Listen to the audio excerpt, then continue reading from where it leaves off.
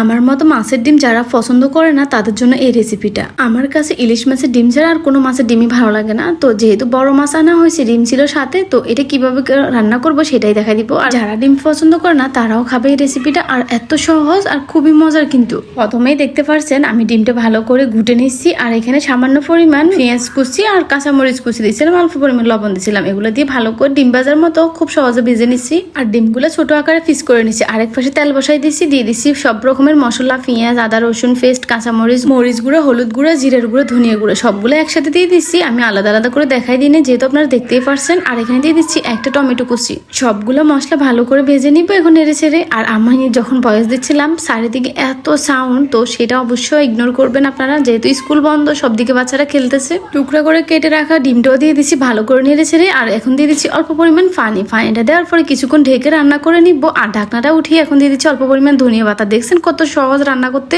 এই রেসিপিটা হচ্ছে যারা ডিম পছন্দ করে না তাদের জন্য। আর এইদিকে আমার রান্নাটাও শেষ। দেখেন ফাইনাল লুক, সত্যি খুবই মজার।